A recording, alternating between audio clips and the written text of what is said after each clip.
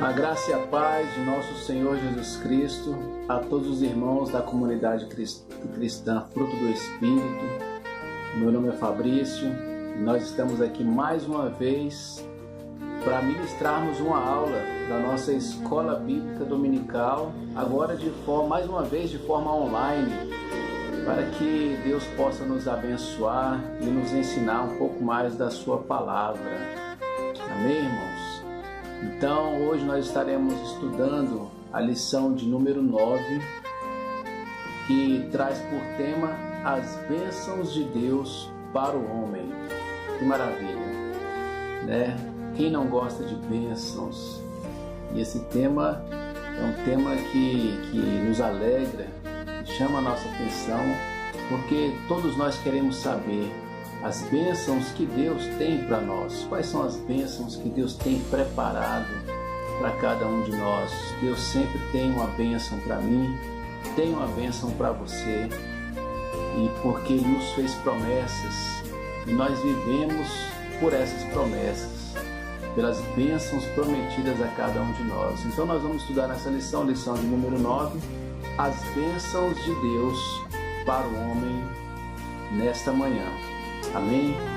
Eu queria te convidar, antes de nós começarmos, a fechar o seu olho, a fazer uma oração ao Senhor. Eleve o teu pensamento a Deus e vamos pedir para Ele que Ele venha nos abençoar em mais essa aula durante esta manhã.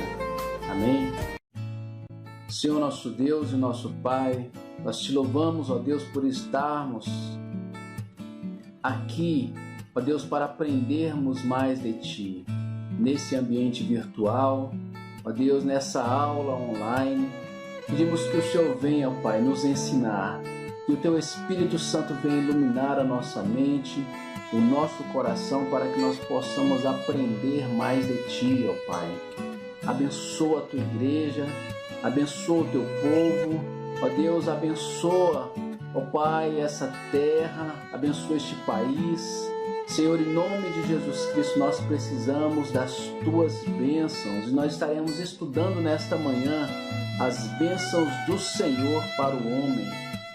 Ó Deus, coloca no nosso coração a Tua palavra, Pai. Prepara o nosso coração para receber a Tua semente, os Teus ensinamentos, ó Deus, e que nós venhamos aprender mais de Ti, aprender, ó Deus, e reconhecer as bênçãos que o Senhor tem para cada um de nós, ó Pai. Ensina-nos nesta manhã, ó Deus, prepara-nos para receber a semente que é a Tua palavra. Abençoa cada um dos Teus filhos que estão assistindo essa aula, Pai. Abençoa também aqueles que não puderam assistir, ó Deus, mas que eles poderão assistir posteriormente, ó Deus, que essa aula chegue até eles e que eles sejam abençoados, ó Pai, para a Tua honra, para a Tua glória e para o Teu louvor, Senhor. Usa-me, Senhor, como instrumento nas Tuas mãos, para que o Teu nome seja glorificado, ó Pai, por intermédio da minha vida. Senhor, em nome de Jesus Cristo, que o Teu Espírito Santo venha me ensinar e ensinar a cada um dos Teus filhos aquilo que o Senhor já colocou no meu coração, aquilo que o Senhor já me ensinou também, ó Pai. É o que eu te peço nesta hora, em nome de Jesus e para a glória de Jesus. Amém, irmãos? Então vamos dar início aqui. Eu vou compartilhar a tela do meu computador aqui com vocês, para vocês acompanharem a nossa aula de hoje. Amém? Então, está aqui na tela do computador nossa aula de hoje, as bênçãos de Deus para o homem, lição de número 9. Amém? O texto bíblico básico nós encontramos no livro de Provérbios, no capítulo 10, dos versículos 6 ao 10 e dos versículos 22 ao 24. Amém? Diz assim a palavra de Deus: bênçãos há sobre a cabeça dos justos, mas a violência cobre a boca dos ímpios. A memória do justo é abençoada, mas o nome dos ímpios apodrecerá. O sábio de coração aceita os mandamentos, mas o louco palrador será transtornado. Quem anda em sinceridade anda seguro, mas o que perverte os seus caminhos será conhecido. O que acena com os olhos dá dores, e o tolo de lábios será transtornado. A bênção do Senhor é quem enriquece, e ele não acrescenta dores. Um divertimento é para o tolo praticar a iniquidade. Para o homem inteligente, o mesmo é ser sábio. O temor do ímpio virá sobre ele, mas o desejo dos justos, Deus o cumprirá. Amém, irmãos? Eu queria destacar aqui esse versículo que diz que a bênção do Senhor é quem enriquece e ele não acrescenta dores. Em outras traduções, nós podemos ler que a bênção do Senhor é quem enriquece e não acrescenta dores. Amém?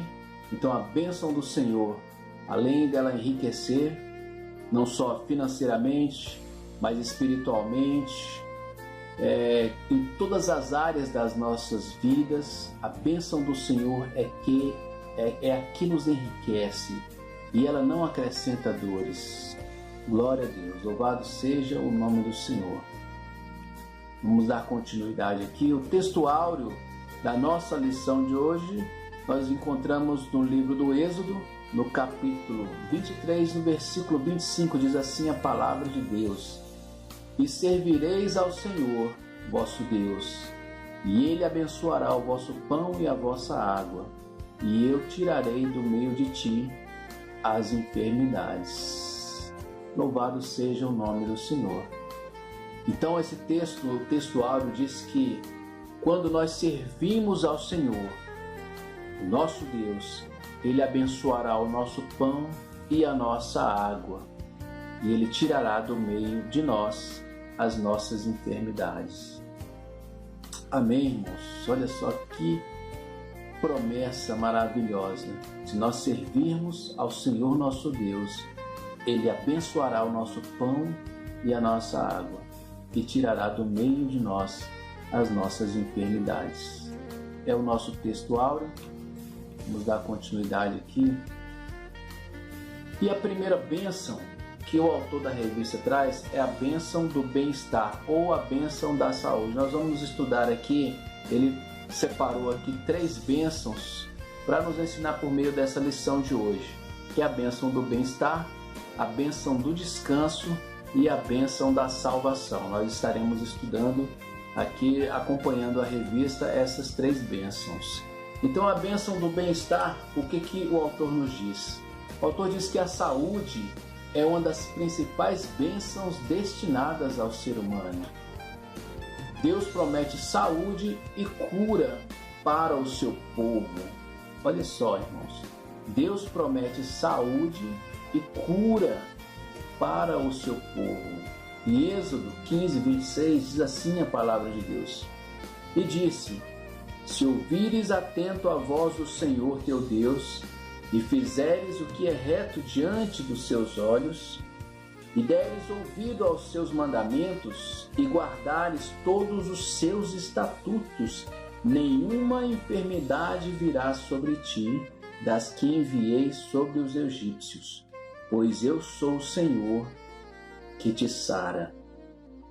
No Salmo 103, 3, diz assim a palavra de Deus: É Ele quem perdoa todas as tuas iniquidades, quem sara todas as tuas enfermidades. No livro do profeta Isaías, no capítulo 53, os versículos 4 e 5, diz assim a palavra de Deus: Certamente Ele tomou sobre si as nossas enfermidades, e as nossas dores levou sobre si. E nós o reputávamos por aflito, ferido de Deus e oprimido. Mas ele foi traspassado pelas nossas transgressões e moído pelas nossas iniquidades. O castigo que nos traz a paz estava sobre ele, e pelas suas pisaduras fomos sarados. Que maravilha, irmãos! O profeta Isaías falando profeticamente, claro, do Messias, que ele levaria, assim como nós sabemos que levou sobre si as nossas enfermidades, né? Pelas suas pisaduras nós somos sarados. Então, verdadeiramente, a palavra de Deus diz que Jesus Cristo levou sobre si as nossas enfermidades. E diz mais, o castigo que nos traz a paz estava sobre ele. Então é isso que nos cura. É essa certeza de que Jesus Cristo levou sobre si as nossas enfermidades e as nossas dores. E nesses tempos de doenças virais, como nós temos vivido, tempos de coronavírus, nós sabemos que temos que crer nessa promessa. Nós temos que acreditar a cada dia. Nós temos que ter a certeza de que essa palavra é viva e eficaz. A certeza de que Ele, quando morreu na cruz, Ele atraiu para si as nossas dores, as nossas enfermidades, e Ele levou sobre si os nossos pecados. E é isso que nos traz a paz. Mais do que a saúde do corpo, Ele traz a paz de espírito, a paz com Deus, a reconciliação com Deus só é feita, irmãos, por meio de nosso Senhor Jesus Cristo. Mas vamos continuar aqui. Esse é o tópico de número 1. O tópico 1.1, o autor vai falar da cura em uma perspectiva teológico-bíblica. O que isso quer dizer, irmãos? Ele vai nos dizer que as doenças, elas evocam no ser humano o medo, a incerteza e a tensão, além de muitos outros sentimentos, irmãos. Por quê? Porque quando nós ficamos doentes, quando nós ficamos enfermos, nós sentimos aquela sensação de finitude que o autor traz aqui na nossa revista. Nós podemos ver aqui de finitude, de restrição física e emocional e isolamento social. Olha só, em tempos de doenças virais como o coronavírus, traz também o isolamento social. Então a finitude, o que isso quer dizer, irmãos? Que o homem, quando fica doente, quando ele fica enfermo, a primeira coisa que vem à cabeça é o quê? A morte. E a morte lembra ao homem que ele é finito, pelo menos aqui nessa terra.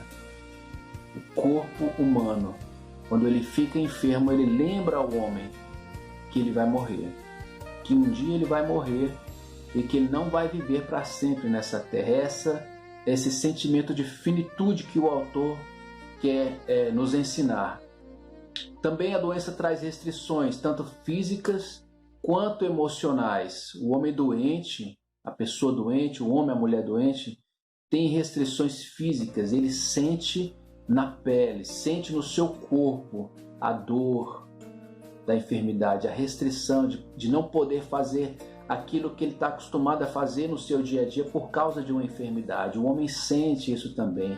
Além da restrição também emocional, porque a enfermidade abala a alma do ser humano. Como nós estudamos, né, nas lições anteriores, né, as doenças da alma, não só o corpo também fica doente, mas a alma também fica doente. E quando o corpo fica doente, de certa forma, a nossa alma também acaba também ficando doente, porque nós temos a restrição física.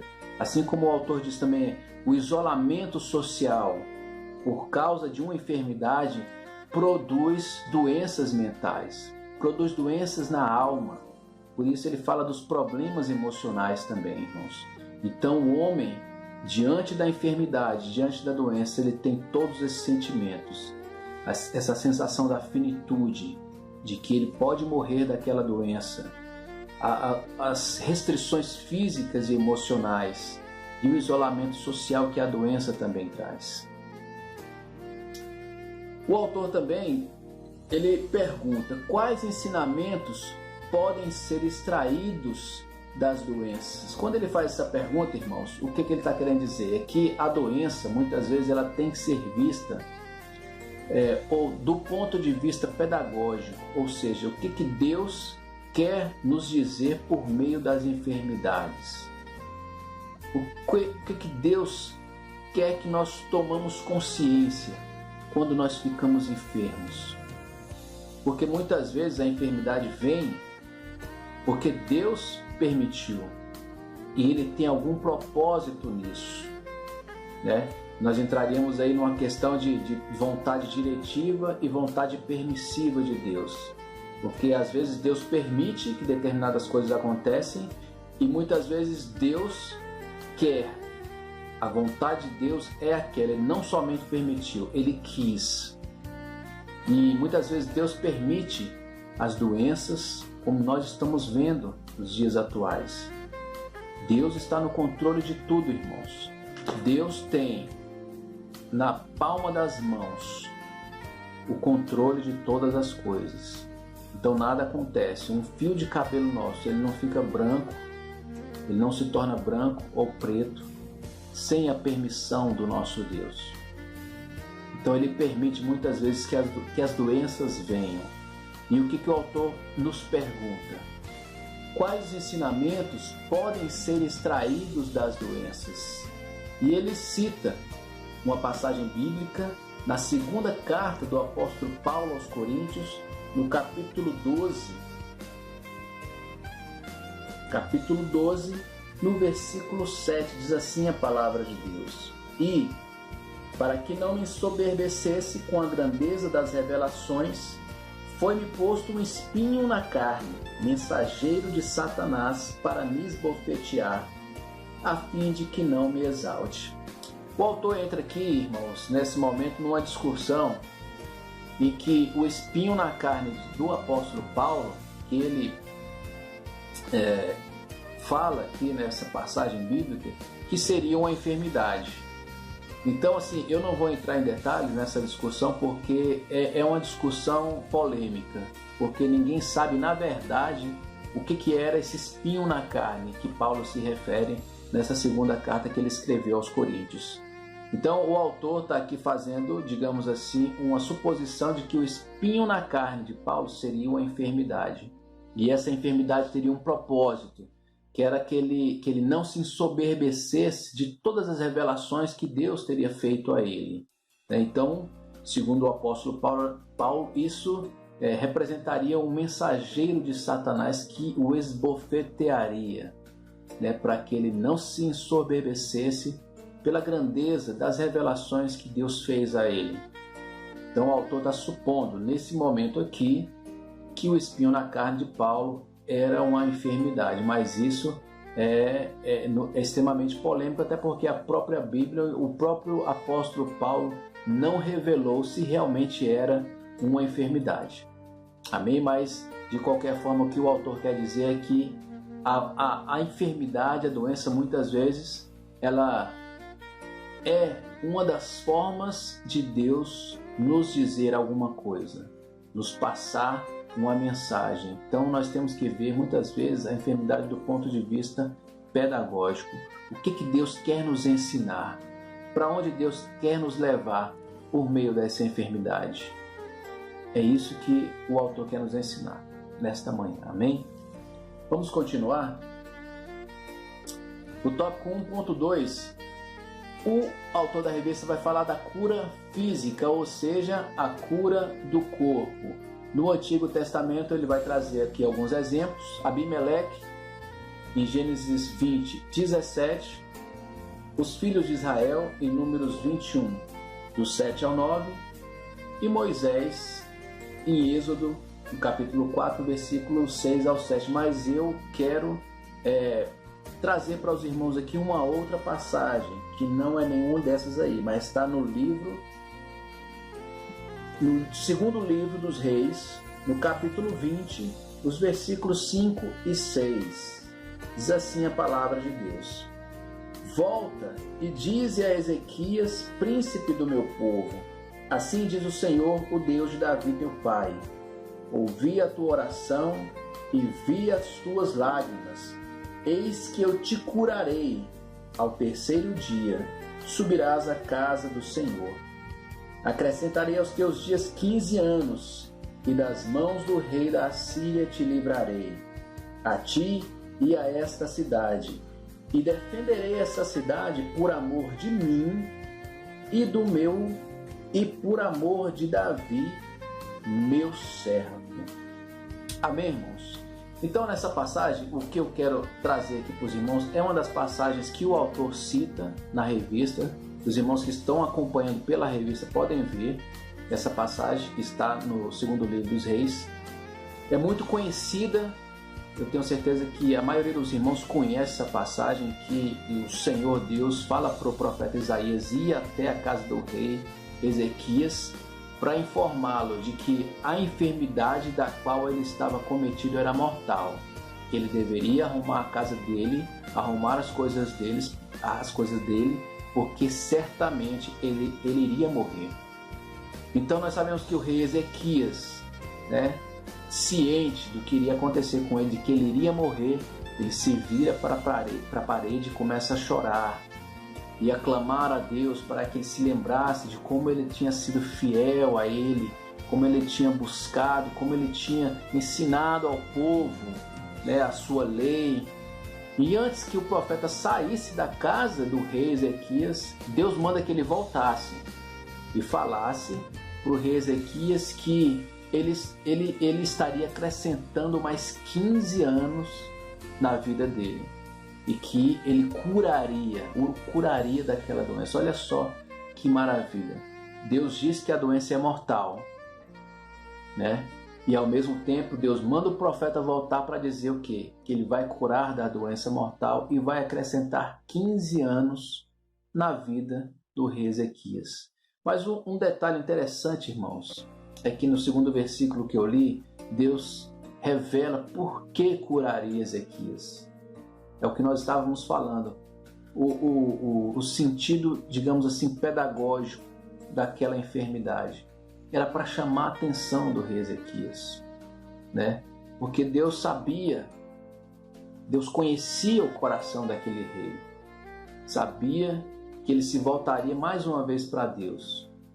Então Deus fala que por amor de mim, é Deus falando, olha Ezequias, por amor de mim e por amor do meu servo Davi, eu vou acrescentar mais 15 anos na sua vida e vou livrar o meu povo das mãos dos assírios. E você vai viver mais 15 anos, é para isso. Entenderam, irmãos? É interessante o objetivo da cura na vida do rei Ezequias. Deus tinha um plano, Deus tinha um propósito nessa cura. E é isso que o autor da revista quer nos ensinar. Deus tem um propósito para todas as coisas. E Deus, quando cura, ou quando diz que a doença é mortal, ele tem um propósito. Mas acima de tudo, creia que Deus tem um propósito na sua vida. Você que está enfermo, não fique triste. E às vezes você vai ficar pensando, meu Deus, será que essa doença que eu tenho é mortal, é para a morte? Nós estamos dando um exemplo específico aqui do rei Ezequias. Mas o importante é dizer que o que ele fez que é importante. Ele se voltou para Deus, ele se virou para a parede e chorou e clamou. E fez Deus se lembrar de tudo aquilo que ele já tinha feito por Deus e pelo seu povo. E Deus então acrescentou mais 15 anos na sua vida. Amém, irmãos? Vamos continuar? No Novo Testamento nós temos também vários exemplos de curas realizadas. Nós temos aqui o autor da revista traz o filho do oficial, está lá em João, no capítulo 4, do versículo 46 ao 54. O paralítico de Betesda, no Evangelho de João, capítulo 5, do versículo 1 ao 9, é o que eu estarei lendo com os irmãos. E a cura da sogra de Pedro, em Mateus, no capítulo 8, versículos 14 ao 15. Mas eu queria ler com os irmãos aqui a respeito da cura do paralítico de Betesda. Evangelho de João, capítulo 5, do versículo 1 ao 9. Se os irmãos quiserem acompanhar, vai estar aí na tela. Diz assim a palavra de Deus: passadas estas coisas, havia uma festa dos judeus, e Jesus subiu para Jerusalém. Ora, existe ali junto à porta das ovelhas um tanque, chamado em hebraico Betesda, o qual tem 5 pavilhões. Nesses jazia uma multidão de enfermos, cegos, coxos, paralíticos, esperando que a água se movesse. Porquanto um anjo descia em certo tempo agitando-a, e o primeiro que entrava no tanque, uma vez agitada a água, sarava de qualquer doença que tivesse. Estava ali um homem enfermo havia 38 anos. Jesus, vendo-o deitado e sabendo que estava assim há muito tempo, perguntou-lhe: Queres ser curado? Respondeu-lhe o enfermo: Senhor, não tenho ninguém que me ponha no tanque quando a água é agitada, pois enquanto eu vou, desce outro antes de mim. Então lhe disse Jesus: Levanta-te, toma o teu leito e anda. Imediatamente o homem se viu curado, e tomando o leito, se pôs a andar. E aquele dia era sábado. Amém, irmãos? Que passagem maravilhosa. Jesus sabia que naquele tanque, chamado em hebraico Betesda, jazia uma multidão de enfermos. Acreditando no que nós podemos dizer assim,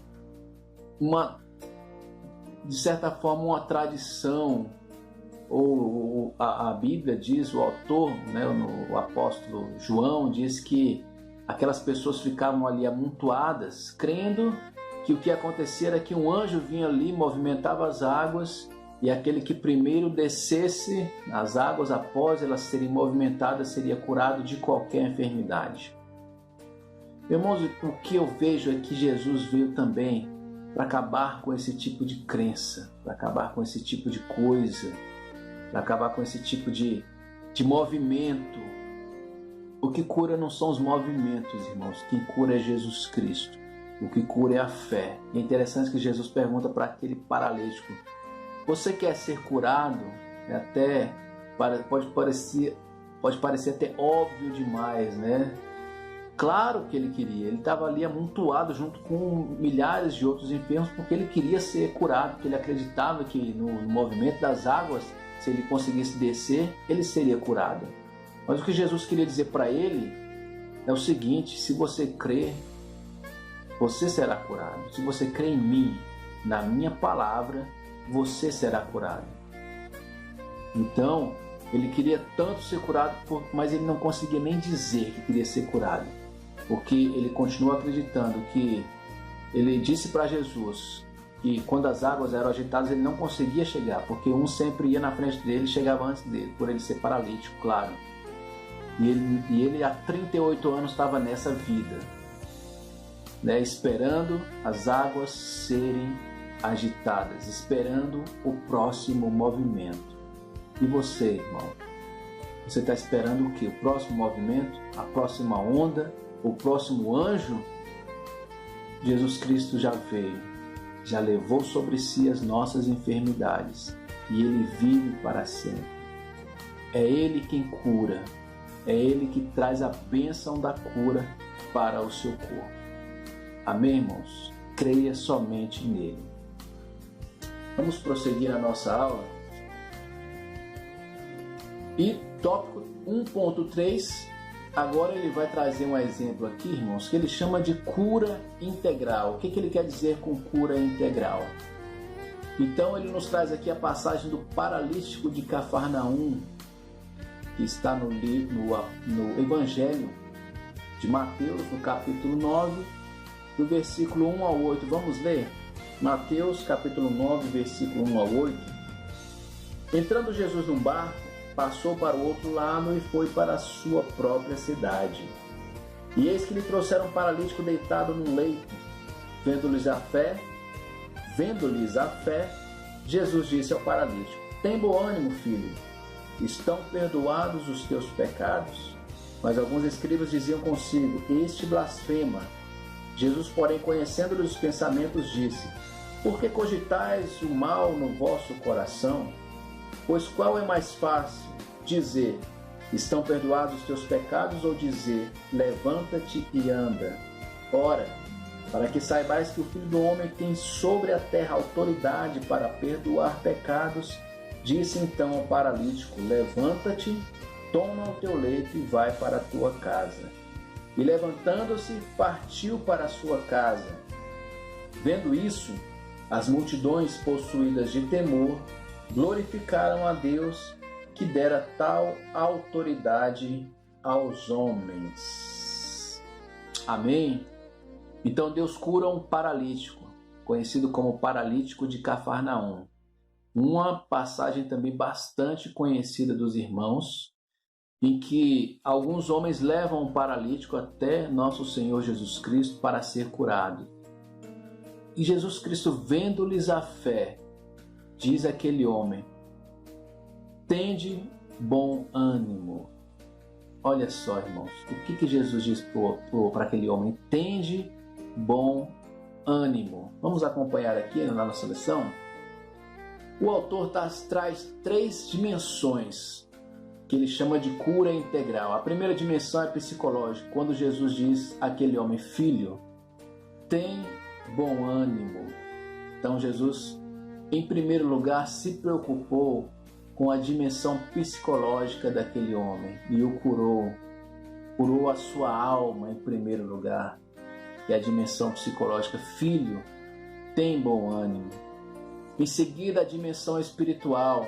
Perdoados estão os teus pecados. Que maravilha, irmãos. Que cura ao dizer para aquele homem: perdoados estão os teus pecados. Que libertação que o Senhor Jesus Cristo trouxe na vida daquele homem. Primeiro, curou a sua alma, dizendo para ele ter bom ânimo, para ele não ficar ansioso, para ele não ficar preocupado, para ele não ficar desanimado, para ele não ficar triste, para ele não ficar deprimido com aquela doença. Olha só, Jesus Cristo se preocupou primeiro com a dimensão psicológica. Tem bom ânimo. No segundo momento, Jesus Cristo disse: perdoados estão os teus pecados. Ele trouxe cura espiritual. E vejam bem que a cura física só veio no terceiro momento, quando ele diz: levanta-te e anda. Olha só, qual o objetivo dessa cura? Qual o objetivo dessa cura especificamente? Porque Jesus Cristo disse: para que saibais que o Filho do Homem tem autoridade para perdoar pecados, eu digo a ele: levanta-te, toma o teu leito e anda. Mais uma vez nós aprendemos o propósito de Deus nessa cura. Qual era? Era mostrar que ele tem autoridade para perdoar pecados.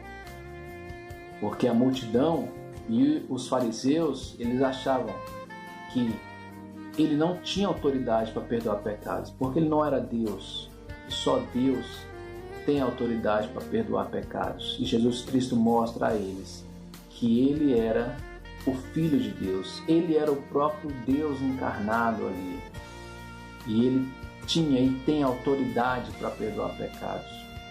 Então, para que eles crescem, para que eles vissem que quem estava ali era o próprio Deus, era o Filho de Deus, ele diz: toma o teu leito, levanta-te e anda. Então a multidão e os escribas e fariseus também viram que ele tem poder para curar, ele tem poder para perdoar, ele tem poder para curar a nossa alma, tem poder para curar o nosso espírito e tem poder para curar também o nosso corpo. Essa é a cura integral que o autor quer nos ensinar. Amém? Vamos continuar? No tópico 2, ele traz aqui a segunda bênção, a bênção do descanso. Mas antes disso, ele fala a origem da debilidade e do cansaço da alma humana. E ele vai dizer que uma das origens da debilidade e cansaço da alma humana é o pecado. Eu já falei com os irmãos nas aulas anteriores sobre essa questão do pecado. E quando a gente fala pecado, é o pecado de Adão que nós herdamos, é o pecado original. Então o homem quando pecou, o primeiro homem quando pecou, arrastou toda a humanidade junto com ele. Arrastou inclusive toda a criação. A palavra de Deus diz que a criação geme. A criação geme por causa do pecado do homem. Então o pecado, uma das origens do cansaço, é o pecado. A segunda é o medo. Também nós vimos na lição anterior a questão de Adão e Eva estarem no paraíso e após terem comido do fruto da árvore proibida, os olhos deles se abriram, eles viram que estavam nus e tiveram medo. O medo, uma das consequências aí do pecado, o medo. E o terceiro que ele traz aqui, a terceira questão, é a separação de Deus. O homem se separou de Deus quando ele pecou. Nós vamos ver no livro do Gênesis, no capítulo 3, vamos ler do versículo 23 ao versículo 24. Gênesis 3, versículo 23 ao 24, diz assim a palavra do Senhor. O Senhor Deus, por isso, o lançou fora do jardim do Éden, a fim de lavrar a terra de que fora tomado. E expulso o homem, colocou querubins ao oriente do jardim do Éden e o refulgir de uma espada que se revolvia para guardar o caminho da árvore da vida. Amém? Então, o pecado trouxe a desobediência, trouxe o medo e trouxe a separação de Deus. O homem e a mulher, eles foram expulsos do jardim. E uma vez expulsos, Deus disse que ele teria que tirar o sustento por meio da terra com o suor do seu rosto. E ele trabalharia e se cansaria, o que não acontecia antes do pecado. O homem não se cansava. O homem ele cuidava do jardim, ele era ali o responsável por todo o jardim, era o mordomo de Deus ali de toda a criação. O homem era o responsável e ele não se cansava, né? Ele não ficava doente. O homem, ele tinha todas essas bênçãos perpetuamente antes de pecar. Ele não se cansava, mas depois do pecado, depois da separação do homem de Deus, veio o cansaço. E essa é uma das principais origens. É a desobediência ao pecado e ao medo. Mas a separação de Deus levou o homem a se cansar, a se fadigar e a ter que trabalhar, e o trabalho, por meio do trabalho, ele se cansaria. Tanto o seu corpo quanto a sua alma. Quando a gente fala de cansaço, por meio do trabalho, cansaço físico, mas o medo, as preocupações, as tribulações, as dificuldades traz o cansaço espiritual. É o cansaço emocional, que muitas vezes é muito pior do que o cansaço físico, porque o físico, uma boa noite de sono, a pessoa se recupera, mas o cansaço emocional, né, a depressão, as síndromes, as fobias, as preocupações, as ansiedades, elas cansam não só a alma, mas também o corpo, porque o homem não consegue descansar. Então o medo, né, o pecado arrastou o homem para o cansaço. Amém? Vamos continuar aqui. No tópico 2.1, o autor vai falar sobre o descanso para o corpo. Vamos ler a palavra de Deus no livro de Eclesiastes. Eclesiastes, capítulo 3, no versículo 1, diz assim: tudo tem o seu tempo determinado e há tempo para todo propósito debaixo do céu. Continuando, o autor nos ensina ou nos orienta a pedir a Deus discernimento sobre as estações da vida. O que ele quer dizer com isso, irmãos? Quer dizer que nós pedimos para Deus discernimento sobre cada uma das estações da nossa vida. Ou seja, o momento em que nós vivemos, né? O que nós podemos fazer no momento que nós vivemos, a nossa vida, dependendo da nossa idade, dependendo da nossa experiência, dependendo das circunstâncias que envolvem a nossa vida no momento em que nós vivemos. Nós temos que pedir para Deus o discernimento. O que eu posso fazer, né? Qual o momento da minha vida? Por isso que Eclesiastes, o grande rei, o sábio Salomão, ele nos ensina, por meio deste livro, que existe um momento determinado para todo o propósito debaixo do céu. Os irmãos conhecem bem essa passagem. Tempo de plantar, tempo de colher, tempo de sorrir, tempo de chorar, tempo de abraçar, tempo de deixar de abraçar, tempo de nascer, tempo de morrer. Em que tempo nós estamos vivendo? É tempo de plantar ou tempo de colher? Qual o tempo que você está vivendo na sua vida?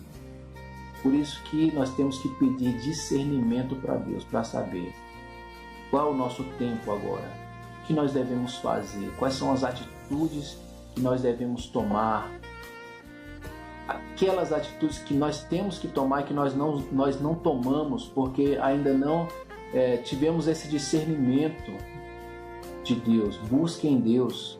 O que você tem que fazer que você não está fazendo, que você está protelando, que você está adiando, ou o que você está fazendo que não deveria estar fazendo nesse momento. O que você está fazendo que não deveria. Então nós temos que pedir a Deus esse discernimento. O que nós devemos fazer e o que nós não devemos fazer nesse momento das nossas vidas. É isso que o autor quer nos ensinar. Prosseguindo, use seu tempo com equilíbrio. Então, irmãos, o descanso para o corpo aqui envolve também nós sabermos equilibrar o nosso tempo. Nós temos várias atividades para fazer durante o dia, nós temos que trabalhar, mas nós temos que saber equilibrar o nosso tempo. Nós não podemos perder tempo, nós temos que otimizar o tempo. Nós entraríamos até na doutrina da mordomia, que Deus, uma das coisas que Deus nos dá e que nós deveríamos ser mais conscientes do que fazer é com o nosso tempo. O que você está fazendo com o seu tempo? Com o que você está gastando o seu tempo? Então nós temos que saber que nós temos tempo de trabalhar, temos tempo para ficar com a família, tempo para ter lazer, sim, tempo para orar, para buscar a Deus, para ler a palavra de Deus, para aprender mais de Deus. Por isso que nós temos que ter equilíbrio em todas essas coisas. Nós temos que pedir sabedoria, discernimento para Deus, para saber quais as estações da nossa vida, porque a partir do momento que nós começamos a fazer isso, de acordo com a vontade de Deus, de acordo com a palavra de Deus, o descanso para o nosso corpo será bem mais fácil, porque a partir do momento em que nós sabemos qual a estação da nossa vida, o que nós temos que fazer, o que nós temos que deixar de fazer, o momento em que nós temos que fazer, qual é o que nós estamos dedicando, qual o tempo que nós estamos dedicando da nossa vida para determinadas situações, para determinados projetos, Muitas vezes nós dedicamos muito tempo ao lazer e esquecemos do trabalho. Dedicamos muito tempo ao trabalho e esquecemos do lazer ou esquecemos da família. Então, peça a Deus sabedoria, orientação, para que o nosso corpo não se canse demasiadamente e à toa. Nós vamos gastar a energia que Deus nos dá com coisas inúteis, com coisas que não vão glorificar a Deus, que não vão trazer nenhum benefício para as nossas vidas e que vão só cansar o nosso corpo. Amém? Então vamos pedir discernimento para Deus, para que nós possamos remir o tempo, para que nós possamos usar de maneira sábia e equilibrada o nosso tempo. Amém? No tópico 2.2, o autor fala do descanso para a alma. E ele nos ensina aqui, ele traz algumas passagens bíblicas de como nós alcançarmos, o que nós podemos aprender para alcançar descanso para a alma. Então ele vai trazendo aqui alguns versículos. Vamos ler, eu vou colocar aí na tela. O primeiro versículo está no livro dos Salmos, capítulo 63, ou o Salmo 63, versículo 8, diz assim: a minha alma apega-se a ti, a tua destra me ampara. Então, o primeiro conselho que ele dá para quem busca descanso para a alma: apegue-se a Deus, assim como o salmista se apegou a Deus. O segundo conselho que ele diz é: jamais duvide das promessas divinas. Das promessas divinas. Romanos 4, 20 diz assim a palavra do Senhor: não duvidou por incredulidade da promessa de Deus, mas pela fé se fortaleceu, dando glória a Deus. Essa passagem é o apóstolo Paulo falando sobre Abraão, de que ele não duvidou da promessa de Deus.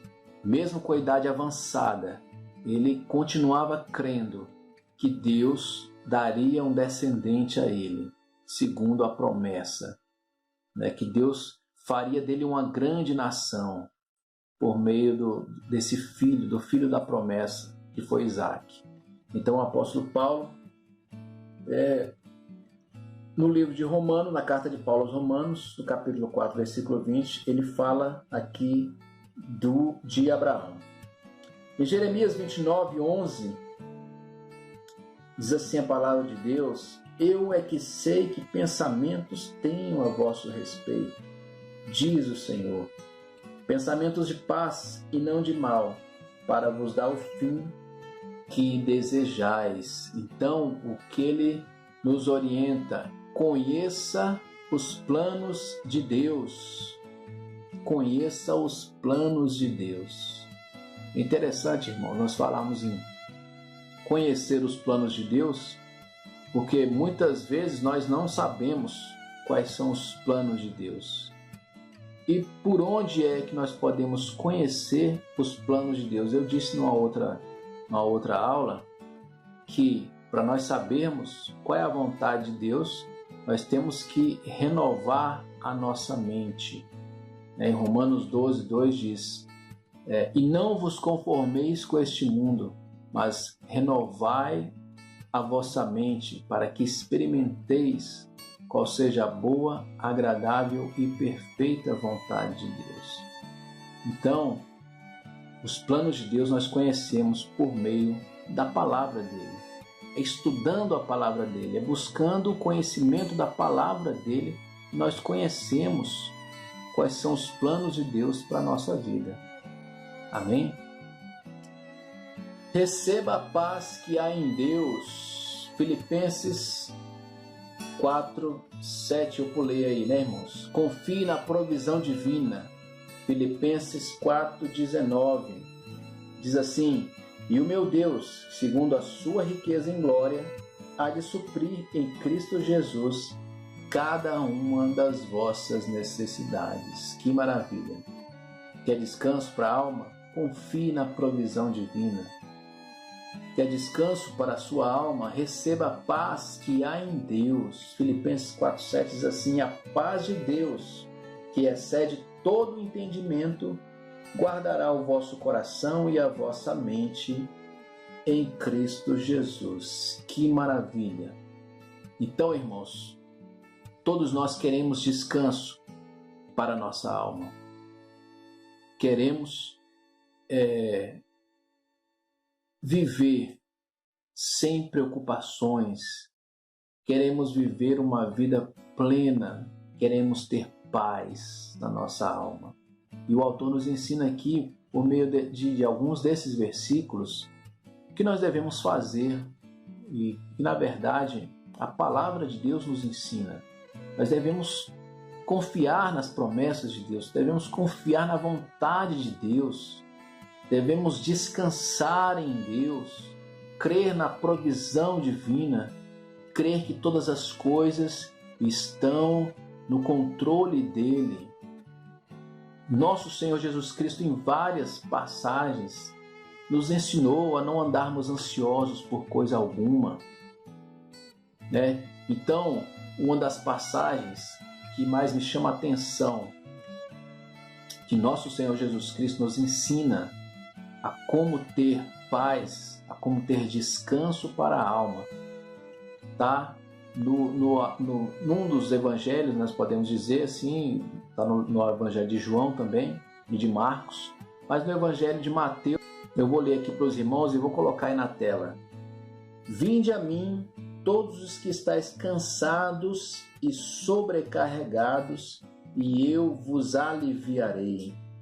Tomai sobre vós o meu jugo e aprendei de mim, porque sou manso e humilde de coração, e achareis descanso para a vossa alma, porque o meu jugo é suave e o meu fardo é leve.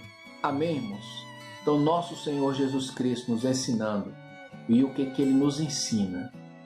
Vinde a mim, todos os que estáis cansados e sobrecarregados, e eu vos aliviarei. Tomai sobre vós o meu jugo. Tomar sobre nós. Nós temos que tomar o jugo de Jesus, porque Ele diz que o jugo dele é suave e o fardo dele é leve. E nós encontraremos assim descanso para a nossa alma. Amém, irmãos? Então, nosso Senhor Jesus Cristo, além de todos os ensinamentos que o autor trouxe, eu queria deixar também esse. Você que está cansado, você que anda preocupado, deprimido, ansioso, Jesus diz, vinde a mim. Vinde a mim. Então, vá até Jesus, busque a Jesus, busque a sua palavra, busque o jugo de Jesus Cristo. Porque muitas vezes o jugo de Jesus Cristo pode não trazer bênçãos materiais para a sua vida, pode não trazer cura imediata para a sua vida, mas vai trazer descanso para a sua alma, vai trazer paz para a sua alma. Então, todos aqueles que vão até Jesus encontrarão descanso para a sua alma. Amém? Então vamos continuar com a nossa lição.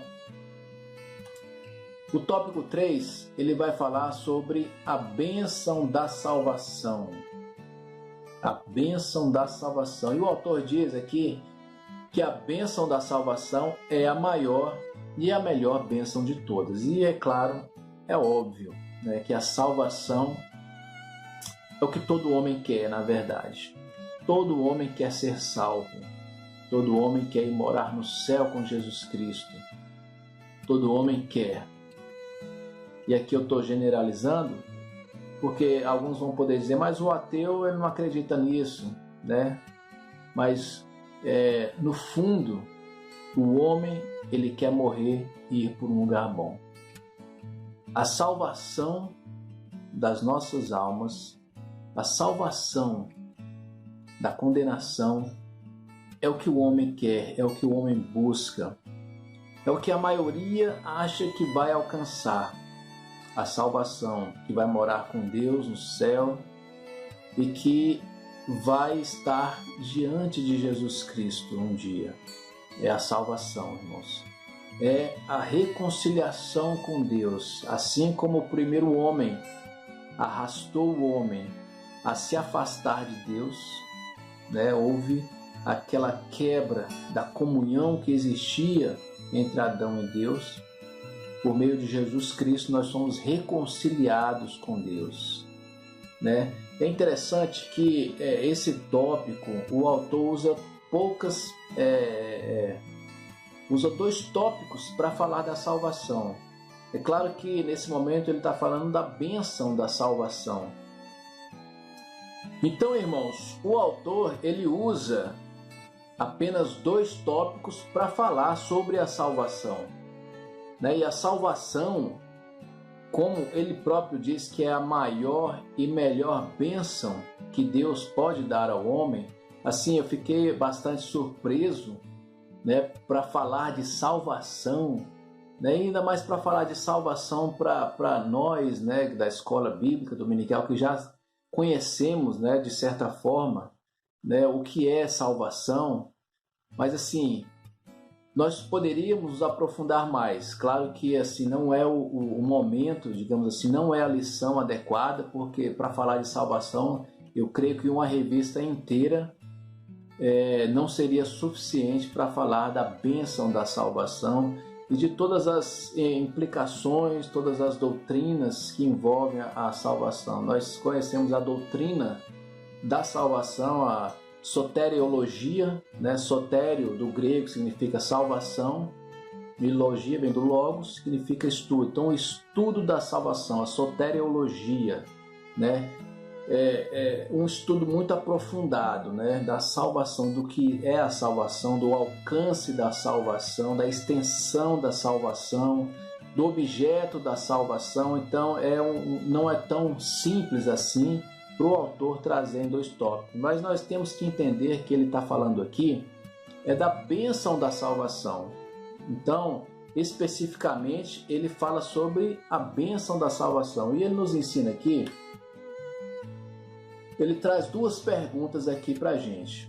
O que devemos fazer para receber a bênção da salvação e assim abraçar a vida? Então, preste bem atenção nessa pergunta. O que devemos fazer para receber a bênção da salvação e assim abraçar a vida? O que pode levar-nos a não receber esta tão grandiosa dádiva? Será que nós temos ou podemos fazer alguma coisa para ser salvos? Será, irmãos? O que você acha? Ou o que nós não devemos fazer, né? Para deixar de receber essa bênção? O que nós não devemos fazer? Primeiro ele pergunta, nós podemos fazer alguma coisa para receber a bênção da salvação? E no segundo tópico, o que pode levar-nos a não receber essa grandiosa bênção? Então, vamos continuar aqui. No tópico 3.1, ele traz aqui um versículo importantíssimo da carta de Paulo aos Efésios, no capítulo 2, o versículo 8. O que diz aí, né, nesse título, né, do tópico 3.1. Pela graça sois salvos, por meio da fé. Então, o texto da palavra de Deus, da carta de Paulo aos Efésios, diz o seguinte: porque pela graça sois salvos, mediante a fé, e isto não vem de vós, é dom de Deus. Olha só, irmãos. O autor diz que a graça é um favor imerecido que justifica o injustificável, que salva o odioso, que perdoa o imperdoável e dá vida ao moribundo. Então, irmãos, meus irmãos e minhas irmãs, né? A graça é um favor imerecido. Então, nós não merecemos. E ele diz ainda que justifica o injustificável, que salva o odioso, somos nós, que perdoa o imperdoável e que dá vida ao moribundo. Todos esses adjetivos são para nós. Então, por meio da graça, que é um favor imerecido, ou seja, nós não merecemos. É interessante que ele traz aqui o comentário bíblico do Novo Testamento. Ele vai trazer um texto, eu vou colocar na tela para vocês, que diz o seguinte, que vai responder aquela primeira pergunta lá do tópico anterior. Se nós podemos fazer alguma coisa para ser salvos. E esse texto do novo comentário bíblico do Novo Testamento diz o seguinte, e isso é o autor que traz: não há nada que possamos fazer para obter a salvação. Presta atenção, irmãos, nessa afirmação. Não há nada que possamos fazer para obter a salvação. Alguns sugerem que o dom de Deus modifica a palavra fé neste versículo, que nós acabamos de ler, que está na carta de Paulo aos Efésios, no capítulo 2, versículo 8. Então ele diz que alguns sugerem que o dom de Deus modifica a palavra fé neste versículo. Portanto, Paulo estava dizendo que nem nossa fé em Deus provém de nós mesmos. Ela também é um dom, Por isso ninguém pode orgulhar-se da sua condição de membro do corpo de Cristo. Recebemos tudo de nosso Pai misericordioso e bondoso. Olha só, irmãos, essas afirmações que o autor fez. Nós não podemos fazer nada para ser salvos. A salvação é por meio da fé. E ele vai além. Ele diz que essa fé que está declarada, que está aqui revelada pelo apóstolo Paulo na carta dele aos Efésios, quando ele diz que vós sois salvos pela fé. Essa fé, ele diz que nem essa fé ela é nossa, que essa fé é um dom de Deus, é um presente de Deus, ela vem de Deus. Então, para sermos salvos, o que ele quer dizer? Quer enfatizar que nós não podemos fazer nada, irmãos. Até mesmo crer na salvação não vem de nós, é um dom de Deus. E isso chama muita atenção, né, para nós refletirmos, para nós pensarmos. E até algo assim difícil de nós entendermos. Alguém poderia perguntar, mas não fazemos nada para ser salvos?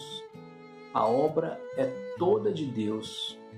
Até a fé em Jesus Cristo, a fé na salvação vem de Deus, é um dom de Deus. Por isso, para que ninguém se glorie, para que ninguém fale, eu fiz isso, eu fiz aquilo, eu sou santo, eu sou mais santo, eu me dediquei mais, eu trabalhei mais, eu fiz isso, eu fiz aquilo. Nós não podemos fazer nada para sermos salvos. É um dom de Deus. É um dom de Deus. Então está respondida aquela pergunta. E aquela segunda pergunta, o que ele nos faz, é o que nós podemos fazer, ou o que nós podemos vir a fazer para nos afastar dessa salvação, para nos tirar a salvação. Então eu acredito que o que o autor quer dizer é o seguinte, que se é um dom de Deus, que essa fé é um dom de Deus, que nós não podemos fazer nada para ser salvos. Se você está em Deus, se você crê em Deus, se Deus te deu esse dom, você está salvo. Assim, é o que eu disse, é uma doutrina, né, que não é simples de estudar, não é simples nem de ensinar. Até ensinar a doutrina da salvação é um pouco mais complexo. Mas assim, o que o autor quer dizer é que uma das principais bênçãos que Deus tem para nós é a salvação. Então, como o próprio nome diz, que é bênção, que é um favor imerecido, que é um dom de Deus, é um presente de Deus, né? Nós temos que crer que Deus é que está operando em nós, tanto querer quanto realizar, segundo a sua boa vontade. Então nós somos alcançados pelo dom de Deus. Nós cremos que Jesus Cristo é o nosso Senhor e Salvador, que Ele já nos salvou e que nós vamos viver com Ele na glória. Isso é dom de Deus, não vem de nós, para que ninguém se glorie, para que ninguém diga que mereceu, porque a graça é um favor imerecido. Ninguém merecia ir para o céu, mas Deus escolheu aqueles que iriam estar com Ele nos céus, pela sua graça, né, pelo seu amor, pela sua misericórdia. Amém, irmãos? E, por fim, para concluir, cura, descanso, salvação. Cura, descanso, salvação. As três bênçãos que o autor da nossa revista, da nossa aula de número 9, trouxe para nós nesta manhã. Vamos ler o Salmo 116, versículos 7 e 8. Diz assim a palavra de Deus: Volta, minha alma, ao teu sossego, pois o Senhor tem sido generoso para contigo. Pois livraste da morte a minha alma, das lágrimas os meus olhos, da queda os meus pés. Olha só que interessante. Pois livraste da morte a minha alma, das lágrimas os meus olhos, da queda os meus pés. Então, irmãos, cura, descanso, salvação. São apenas algumas bênçãos que Deus tem para nós, mas eu creio que o autor quis enfatizar digamos assim, as três principais bênçãos que Deus tem para nós: a cura do corpo, a cura da alma, o descanso do corpo, o descanso para a alma e, enfim, a salvação, né? A glorificação que nós esperamos em Cristo Jesus, que a nossa alma espera em Cristo Jesus, a sua vinda, a sua segunda vinda a este mundo, para, enfim, podermos receber o nosso corpo glorificado, e que não haverá mais doença, que não haverá mais cansaço, que não haverá mais dor, que não haverá mais lágrimas. É o que nós esperamos. Mas enquanto o Senhor não vem novamente para nos buscar, nós temos que crer que Ele tem cura para o nosso corpo, para a nossa alma, e tem descanso, irmãos. Assim como eu li lá em Mateus, no capítulo 12, versículo 28. Nós temos que todos os dias ir até Jesus, buscar nele o descanso para as nossas almas, buscar na palavra de Deus as promessas, buscar na palavra de Deus o conhecimento necessário e suficiente dos planos dele, da vontade dele, e só assim nós vamos encontrar o descanso para o nosso corpo e para a nossa alma. Amém? E por fim, a salvação em Cristo Jesus.